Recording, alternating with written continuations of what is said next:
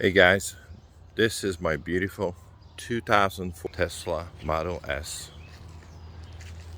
It has 80,000 miles on, has a long range, 60 kilowatt battery, 265 miles range.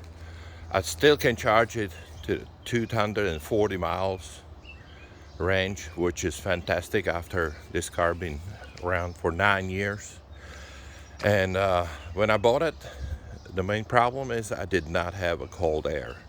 It was out of warranty, so I did my little research and find out that most of the time what people talk about it is that distribution box have fuses in there, 40 amps, and one of the fuses operate the compressor. First, I went to the Tesla and get them recharge my AC system.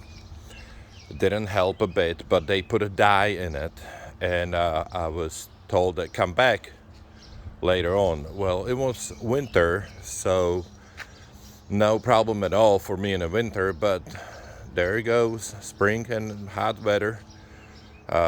So I start researching, and I find out that 40 amp fuses, it's probably the problem. So I bought it online, and when I open my car and take the front out, which is front trunk, then I find out that my fuse box is not the one that normally is on the videos, but it's actually distribution box, and it's the one right here.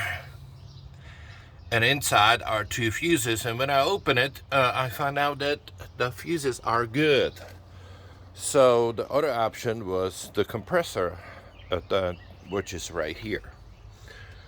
So I bought it one on eBay for a couple $100, and I went back to Tesla and asked them to run the test. And what they find out is the compressor was bad and was leaking all around those bolts right here. So I did not have any Freon in my system. The new price for new compressor, it's around $1,000, $1,200 plus, $1,000 labor. So I decided to replace the compressor myself. And that's when I went to my friend's garage, have a new compressor going to put in. The compressor, first you have to lift the car, so you have to go under. Don't forget, when you lift the car, you have to use these little pucks. And you lift the front, or you can lift the entire car if you have that equipment, but I only have a jacks, so I lift the front higher enough that I can go under the car. And the compressor right here, it's sitting on the bracket. And from the old compressor, I have the bracket right here, so I can show you. It's on the two bolts, one here and one here.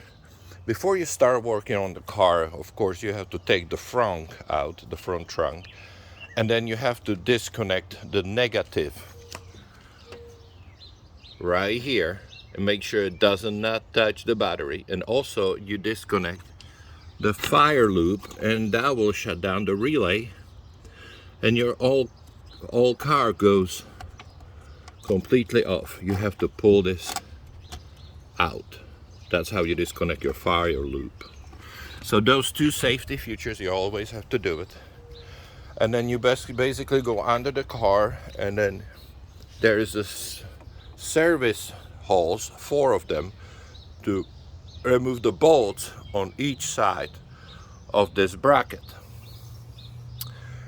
Those service holes are too small because the factory, when they make it, they don't use those service holes. They put the compressor already on this big aluminum frame. So what I was going to do is take those nuts out right there. They are located right here through the service hole. And I managed to take 2 out, and 2 of them I couldn't. So I have to use a little side wrench, and I finally removed all 4 nuts and was able to remove the compressor. Now you disconnect on this side right here, you disconnect this right here, and you disconnect from the distribution box. I was able to remove it. Of course, you disconnect those two lines right here, which has one bolt over here and one bolt over there. Now, the convenient about this is the bolts are either 13 or 10. 13 or 10. And those are 10 right here, and the 13 are down below. So when you disconnect it, and I took the compressor out, then I couldn't put a new one in because the service holes down below are too small. So I did have to use the cone drill bit to drill those service holes bigger, and then I was able to put it back into place, plug it in, take it to the Tesla, and for $166 they recharged the Freon, and I finally got a cold air.